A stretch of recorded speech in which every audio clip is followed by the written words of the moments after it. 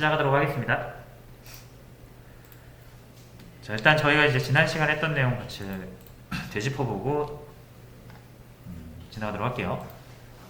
SQL이라는 것을 이용해서 DBMS를 컨트롤할 수가 있게 됐고요. 그래서 간단한 기본적인 SQL을 연습을 해봤습니다. 자, 그리고 이제 이 DBMS, 정확히는 DBMS를 자바 프로그램과 연동시키기 위해서 JDBC라는 것을 같이 사용을 해봤죠. 그래서 JDBC는 여러 시중에 나와 있는 여러 DBMS를 자바로 조작할 수 있는 약속된 방법이고요. JDBC의 그 사용법을 한번 익혀놓으면 어느 DBMS 상관없이 다 사용할 수 있다고 그랬죠. 자, 그리고 이제 소스코드 여기 올려드린 거, 여기에 저희가 지난 시간에 했던 JDBC 연결 코드들이 있고요. 요거 복사해서 가져다가 쓰시면 됩니다. 자, 그래서 기본적으로 요거 한번 쭉 다시 한번 되짚어 볼게요. 드라이버라고 했죠. 그래서 이 제조사, DBMS를 제조한 회사에서 자바 프로그램과 자신들의 DBMS 프로그램을 연동시키기 위한 프로그램으로 이 드라이버라는 걸 만들어 놓고 제공을 한다고 했습니다. 자바 개발자들은 자신이 사용하고 싶은 DBMS 드라이버를 다운로드 받아서 사용하시면 되고요. 이 드라이버를 사용하는 방법은 JDBC로 약속이 되어 있기 때문에 어디에서나 같다라는 거죠. 자, 그리고 이 드라이버 클래스는 제조사에서 만든 거기 때문에 제조사에서 다운로드 받아가지고 저희가 이렇게 세팅을 해주면 돼요. 그 드라이버 이름을. 그래서 저희는 이제 MySQL을 사용하는데 MySQL 드라이버는 이 패키지에 이런 이름으로 만들어져 있다라는 거죠. 그래서 이거 한번 익혀놓으면 그냥 항상 똑같이 쓰시면 된다. 자, 그리고 이제 커넥션이라는 거, 커넥션과 세 가지가 중요하다고 그랬죠. 커넥션, 스테이트먼트, 리절트 셋. 커넥션은 말 그대로 DBMS에 접속을 하는 연결 정보라고 그랬죠. 그래서 접속을 하기 위해서는 네 가지 정보가 필요하다고 그랬습니다. 일단 드라이버 필요하고요. 그 다음에 접속할 DB의 주소, 서버 주소, 그리고 유저 계정명과 비밀번호, 이렇게 네 가지가 필요합니다. 자, 그 중에서 이제 드라이버는 뭐예요? 최초에 세팅을 하고 세팅 완료가 된 다음에 나머지 세 개를 이용해서 접속을 시도하는데 올바르게 접속이 되면은 커넥션이라는 객체가 주어진다 그랬죠. 자, 이 커넥션 객체는 이제 여러 가지가 있지만 그 중에서 우리가 가장 눈여겨봐야 할 부분은 스테이트먼트라는 것을 제공을 한다. 그래서 연결된 DBMS에 SQL문을 전달할 수 있는 통로를 만들어준다는 거죠. 그걸 이제 스테이트먼트라고 하고, 자, 그래서 해당 접속된 DBMS에 SQL을 전달하는 주체입니다. 그리고 이 STMT, 스테이트먼트를 가지고 실제로 쿼리를 작성해서 쿼리를 넘겨줄 수가 있죠. 자, 그럼 두 가지 방식이 있다고 그랬어요. execute 쿼리와 execute update. execute 쿼리는 조회 결과가 있는 경우, 없는 경우에는 execute update입니다. 그래서 조회 결과가 있으면 그 조회 결과를 result set이라는 형태로 받아온다 그랬죠. 그리고 result set에서 결과를 꺼내는 방법은 요 커서가 있어서 next라는 메서드로 커서를 계속 움직일 수가 있다고 그랬고요. 그리고 현재 커서가 가리키고 있는 곳을 이 getString이나 getInt 메서드를 이용해서 원하는 칼럼의 값을 가져올 수 있다. 이렇게 꺼내올 수가 있고요. 전체 다 꺼내고 싶으면 y를 돌리시면 된다 그랬습니다. 그리고 업데이트 같은 경우는 조회 결과가 없기 때문에 그냥 실행하고 DB에 반영되고 끝이죠. 이게 기본적인 JDBC 사용 방법이고요. 그리고 이제 그 JDBC를 이용해서 실제로 우리가 프로그램을 만들어 봤죠. 데이터를 추가하고 수정하고 삭제하고 목록을 조회하는 그런 기능이었고요. 메서드로 하나씩 만들어서 SQL 거의 대부분 초반에 간단한 프로그램 만들 때는 하나의 기능에 하나의 SQL이 랩핑된다고 생각하시면 됩니다. 자, 그래서 제가 이 업데이트랑 딜리트는 한번 직접 해보시라 라고 드렸었는데 요거 한번 같이 해보고 넘어가도록 하겠습니다. 빠르게. 자, 일단 업데이트부터 만들어 볼게요.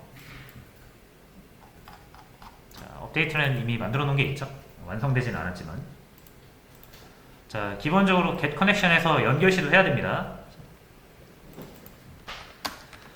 자, 연결 시도를 하고 나서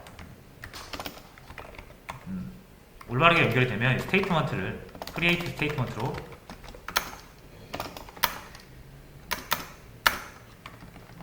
자, 가져올 수가 있다 그랬죠. 여기까지 항상 똑같죠.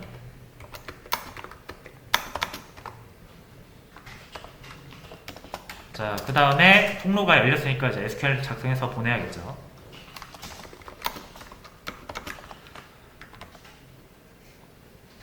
그래서 업데이트는 자, 원하는 데이터를 하나 선택을 해서 자, 요거 이제 SQL을 DB 접속하려면 DBMS를 우리 실행시켜야겠죠. 이거 까먹으시면 안 됩니다. XAMPP 켜서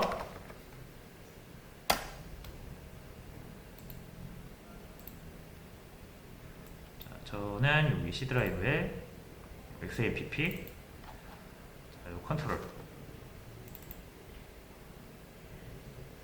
자, 본인이 설치하신 XAMPP 컨트롤을 실행을 시켜주시면 됩니다.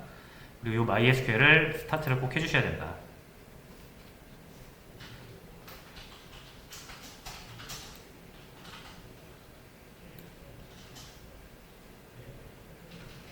자, 실행이 됐고요. 자, 돌고래도 키겠습니다.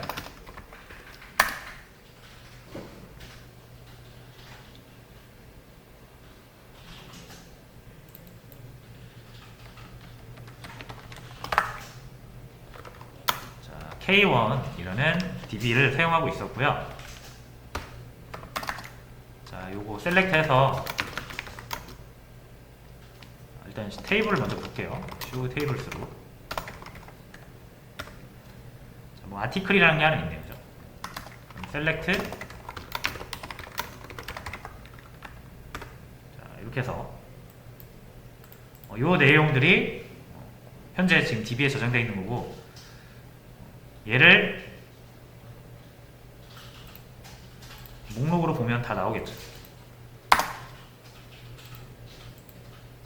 다시요.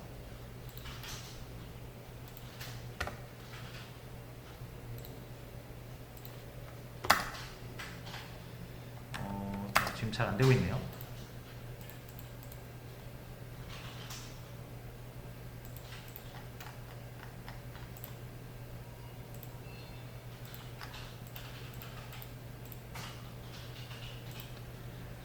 저 지금 이게 사라졌습니다. 그 MySQL 커넥터 있죠. 드라이버를 가지고 있는 MySQL 커넥터 자르 파일이 삭제가 된 것 같습니다. 그래서 저 다시 다운로드 받아서 추가를 시켜줄게요. 요거였죠, 요거. 여러분들은 다 설치가 되어 있으실 건데 저는 삭제가 되어 있네요.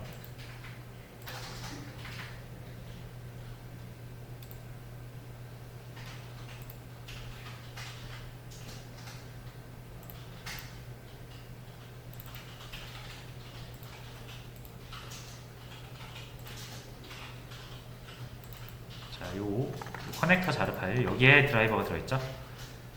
그래서 저는 얘를 다시 빌드 패스에서 요거 삭제해주고 다시 추가를 하겠습니다.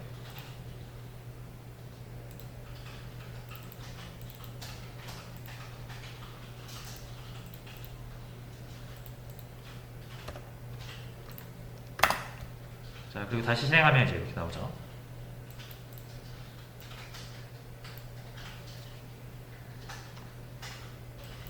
자, 그리고 이제 수정과 삭제를 하려면 우리가 수정과 삭제는 그냥 하면 안 되죠. 그렇죠? delete from article 이렇게 삭제를 할 수가 있는데 그냥 삭제해버리면 다 날아가는 거죠. 자, 그래서 삭제를 할 때는 내가 원하는 삭제 대상을 선택을 할 수가 있어야 되는데 지금 같은 구조에서는 데이터 구분이 안 되죠. 그렇죠? 데이터를 구별하는 식별 데이터가 없기 때문에 자, 그래서 이거를 이제 좀 바꿔줄게요. 자, 일단 DSC 아티클 이렇게 해주면 현재 아티클 테이블의 구조를 볼 수가 있습니다. 필드가 타이틀, 바디 두 개인데 제목과 내용이 똑같은 게시물이 분명히 두 개 이상 존재할 수가 있거든요. 그렇죠? 그럴 땐 두 개의 게시물을 구별을 못하니까 여기에다가 식별 데이터인 아이디를 넣어주도록 하겠습니다. 이것도 우리가 첫 시간에 같이 해봤던 내용이죠. 자, 그럼 크리에이트해서 애초에 만들 때 칼럼을 넣을 수도 있지만 이미 존재하는 테이블을 붙이고 싶을 때는 알터를 이용한다고 했습니다. 그래서 알터 테이블 이름,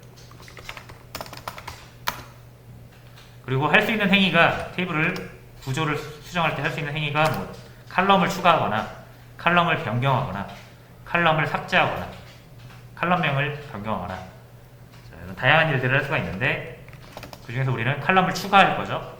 add 칼럼, 그리고 칼럼을 명시할 때는 반드시 두 개의 데이터를 같이 써줘야 됩니다. 컬럼명과 데이터 타입, 이거를 항상 두 개를 같이 써줘야 돼요. 자, 그럼 이제 추가하고 싶은 게 id죠.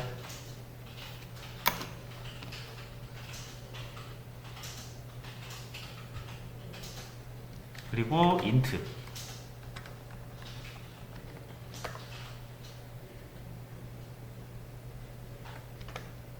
하고 실행합니다. 그리고 이제 DSC 아티클을 다시 보면 id가 추가가 되어 있어요.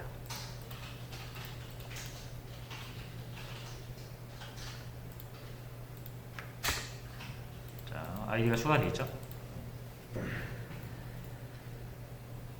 자, 그러면 칼럼이 3개로 늘어났기 때문에 add 할 때도 add 할 때 제목과 내용만 입력하면 안 되겠죠. id도 같이 입력을 해야 됩니다.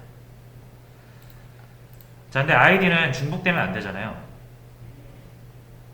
근데 제가 이렇게 id를 이렇게 만들긴 했는데 인서트를 한번 해볼게요. id는 1, 타이틀은 제목 1, body는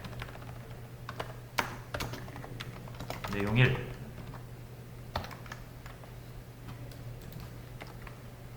자, 이렇게 해서 실행을 하면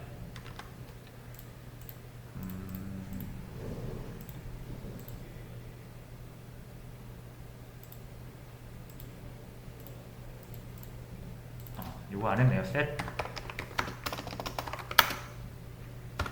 자, 이렇게 넣을 수가 있습니다. 그리고 다시 자, 들어갔죠. 자, 근데 이게 또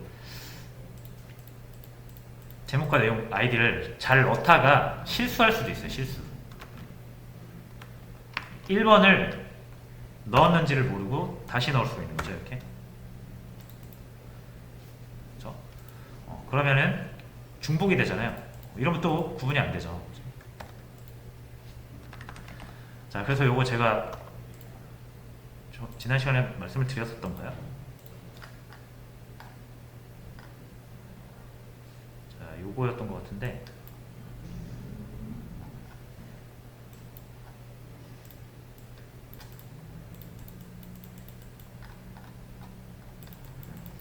자, 일단 이게 id를 이용해서 넣는 것까지는 좋은데 실수로 id 1이 있는지도 모르고 다시 넣을 수도 있는 거잖아요. 중복되면 안 된다 그랬죠. 사람이 실수할 수 있는 거예요. 자, 그럼 이렇게 되면 또 꼬인단 말이에요. 자, 그래서 항상 뭘 해야 돼요? 내가 id를 추가할 때 추가하기 전에 이 id가 존재하는지를 봐야 되는 거죠. 아티클 여기 1이 있는지를 봐야 돼요. 있으니까 인서트 하면 안 되잖아요. 근데 이거를 일일이 추가할 때마다 이걸 하는 게 불편하죠. 자, 그래서 일단 두 가지, 자, 이 ID 보시면 중복을 허용하는 게 일단 첫 번째 문제입니다. 중복을 하면 안 되는 데이터인데 중복으로 들어가도 이 DBMS가 아무런 의심 없이 추가를 시켜주니까 사람이 실수를 해도 모를 수 있는 거잖아요. 그죠? 우리가 실수로 똑같은 이 중복되면 안 되는 데이터를 똑같은 데이터를 넣으면 얘가 경고를 해줬으면 좋겠잖아요. 그렇게 만들려면 이 칼럼, ID 칼럼에다가 우리가 특수한 옵션을 걸 수가 있습니다. 그래서 자, 컬럼에는 어떤 옵션이라고 하기도 하고 더 정확한 말로는 제약이라고 해요. 제약 조건.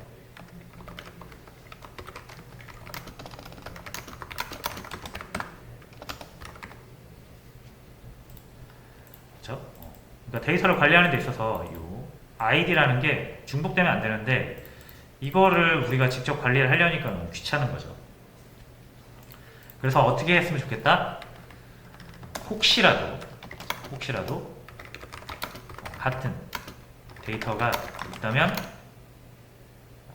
거부하라. 추가를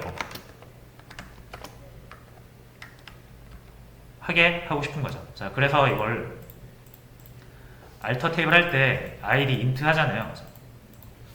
그럼 띄고 여기에다가 제약 조건들을 쭉 나열할 수가 있어요. 제약 조건에는 여러 가지가 있는데, 자, 그 중에 하나가 중복 불가 제약이 있습니다.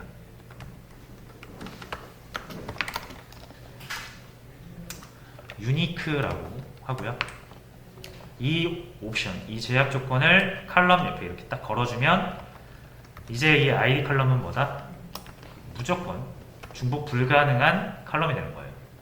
똑같은 값이 하나라도 더 들어오려고 하면 DBMS가 거부칩니다.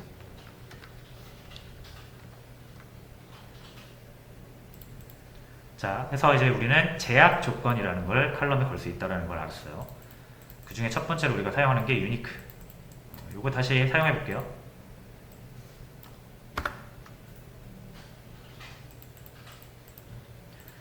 자, 여기서 이제 add는 칼럼을 추가하는 거잖아요. 근데 이미 추가를 했죠, id라는 칼럼을. 그럼 이제 이미 존재하는 칼럼을 고쳐야 되는 거죠. 자, 요거를 DSC 요걸로 같이 볼게요. 이거는 테이블 구조 보는 겁니다. 그래서 요거 실행을 해보면 자, 타이틀, 바디, 아이디 이렇게 세 개의 칼럼이 존재합니다. 각각의 데이터 타입도 볼 수가 있고, 여기 보시면 이런 것들이 이제 다 제약 사항이에요. 이런 것들. 차차 하나씩 알아가시면 될 것 같은데, 일단 이렇게 구조 확인을 했을 때 아이디가 존재하는 것을 이제 확인할 수가 있죠. 그래서 add 칼럼을 하면 이미 존재하는 칼럼이기 때문에 추가가 안 되고 있는 거고요. 자, 그러면 이제 이미 존재하는 칼럼을 수정하고 싶을 때는 add가 아니라 modify가 됩니다. 그래서 이거는 이미 존재하는 컬럼 수정, 이거는 새로운 컬럼 추가.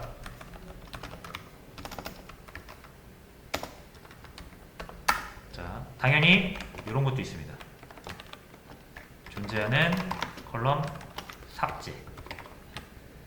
그럴 때는 이거 대신 드롭을 쓰면 돼요.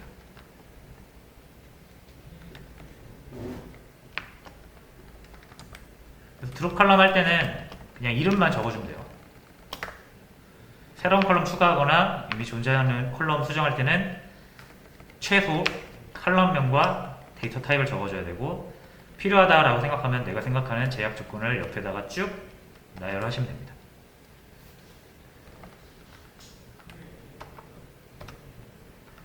자, 뭐 요거는 일단 나중에 한번 다시 그 크리에이트 할 때 한번 다시 쭉 정리를 할게요. 이 제약 조건은. 자, 일단 요 유니크로 이렇게 바꿔볼게요. 요 쿼리를 이용을 하시면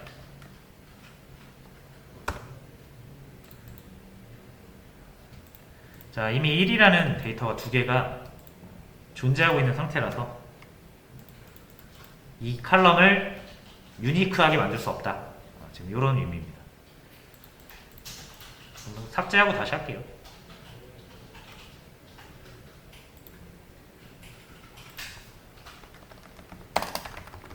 리트 프롬 아티클에서 존재하는 테이블에 데이터를 모두 삭제하고요.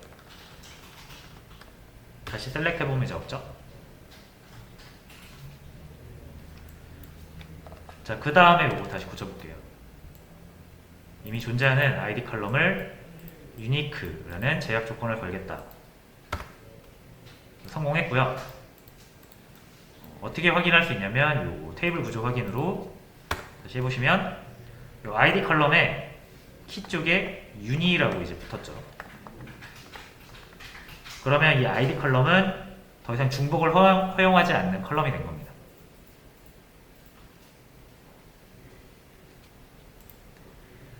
자, 그럼 다시 한번 이제 인서트를 해봅니다.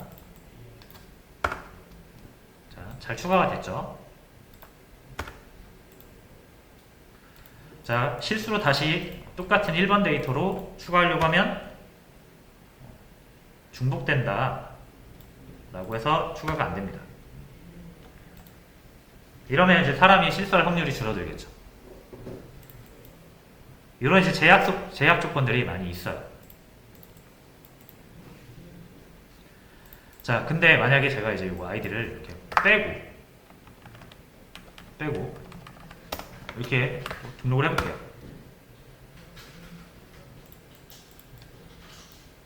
자, 아이디 빼고 제목과 내용만 가지고 인서트를 했습니다. 조회를 해보면 null이라고 들어가요. null. 그렇죠? 자, 그래서 null이 뭐냐면 데이터 없음이라는 의미거든요. 데이터가 비어있다. 자, 근데 아까 말씀드렸다시피 id 값은 반드시 필요하죠. 데이터를 구분하기 위해서는. 그러니까 null이 들어가면 안 돼요. 그렇죠? null 아무것도 안 넣고 넣으려고 하면은 너 이거 지금 id 데이터 안 넣었다 라고 하면서 경고를 또 띄워줬으면 좋겠잖아요. 이것도 제약 조건으로 만들 수가 있어요. 자, 요거 또 지워보도록 하겠습니다.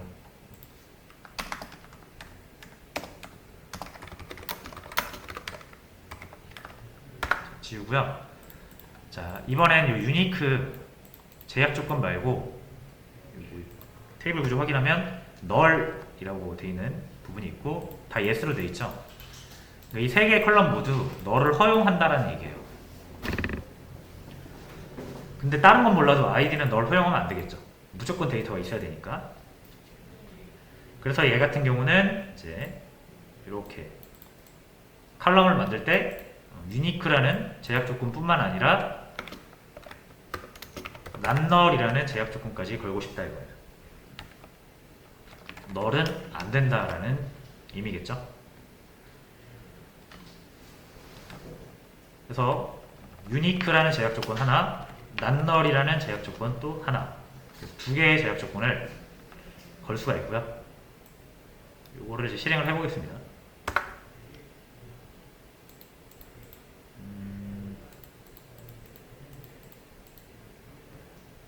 잘못된 넥스네임 아이디.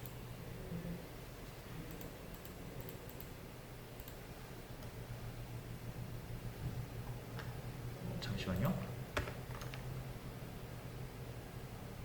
자, 이미 유니크가 한번 걸려 있어가지고 자, 이렇게 난널만 걸어줄게요.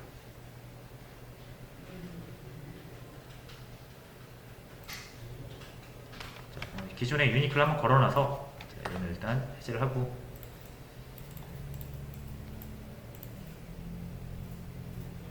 그 다음에 DSC 테이블 구조를 보면 유니가 보세요. 이게 null이 no로 바뀌었죠. 이제 null 안 된다 이거예요. 그리고 try라고 바뀌었어요. 유니가 try. 여기서 이 try는 뭐냐면 제가 하나 더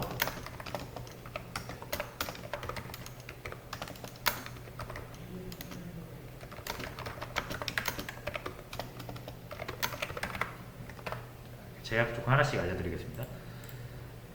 자, 이제 try로 바뀌었죠. 그래서 try는 뭐냐면 프라이는 프라이머리 키의 줄임말입니다. 이걸 한국말로는 뭐 주키 이렇게 불러요.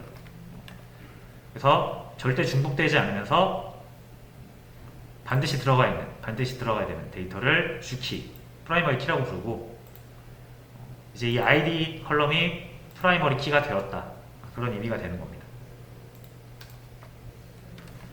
그래서 프라이머리 키는 유니크 플러스 낱널이라고 생각하시면 됩니다. 그렇죠? 절대 너를 허용하지 않고 반드시 있어야 되는 데이터이면서 중복되면 안 되는 데이터를 프라이머리 키라고 불러요.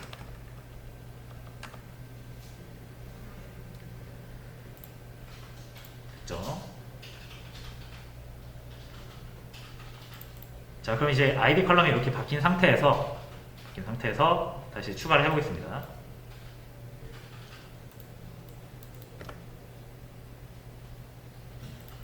자, 뭔가 이제 추가는 되는데 경고를 해요. 경고.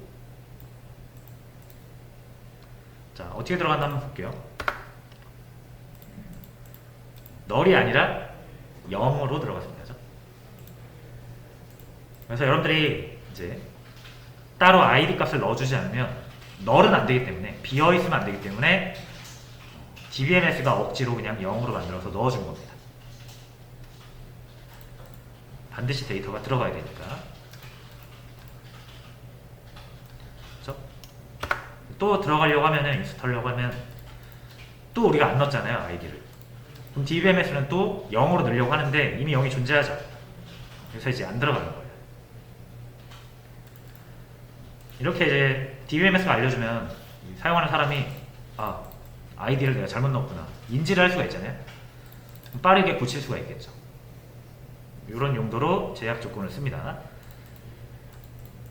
자, 그럼 이제 0번이 안 되니까 사람이 또 확인을 했다가 1로 넣어야겠구나. 그래서 아이디를 이렇게 1로 넣겠죠. 그럼 잘 들어가죠.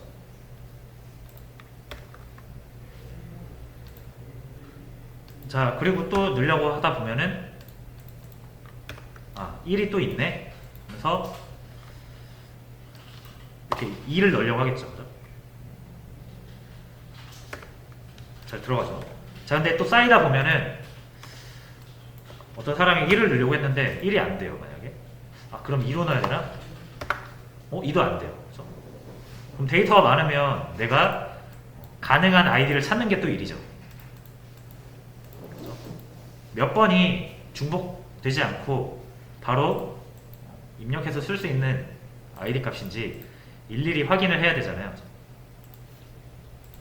그것도 너무 귀찮다 이거죠. 힘들다 이거죠.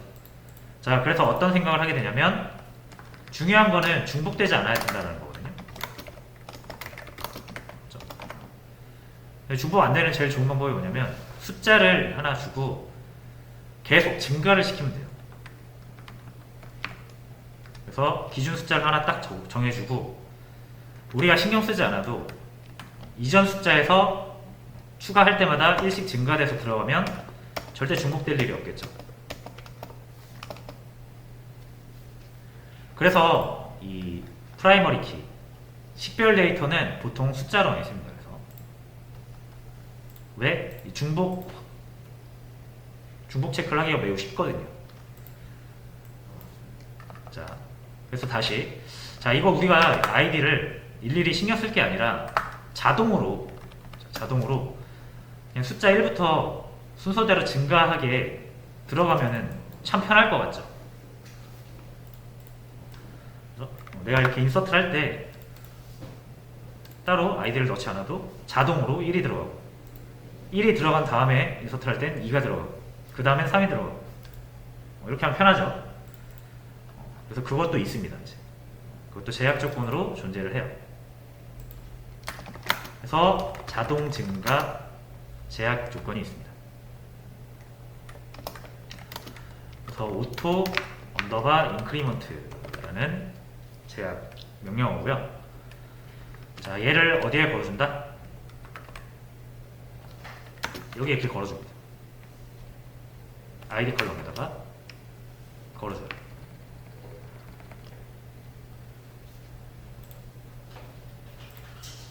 자, 일단 지우고 시작할게요. 또 처음부터 아티클을 한번 싹 비우고요. 비어있는 상태에서 자, 이제 오토 인크리먼트 한번 걸어볼게요.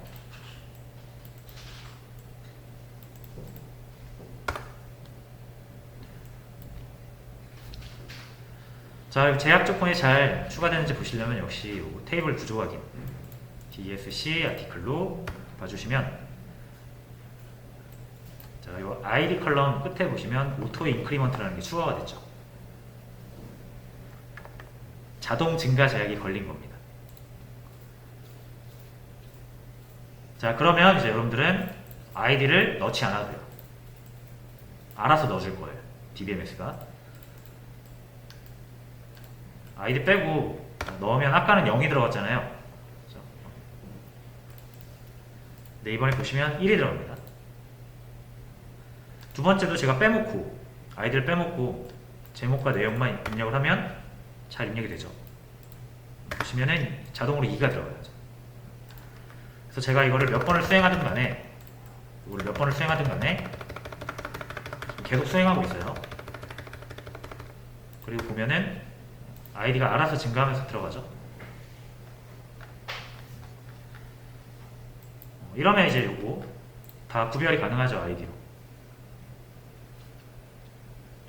이렇게 우리가 이제 프라이머리 키를 부여를 해서 데이터를 수월하게 관리할 수가 있습니다.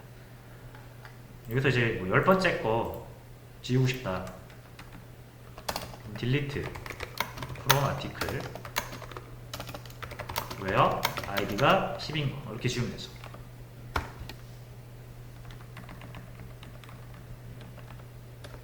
그럼 10번이 지워졌습니다. 그래서 우리가 이제 아까 이 프로그램에서 수정과 삭제를 하려면 먼저 데이터베이스의 구조를 이렇게 맞춰놓고 해야 된다.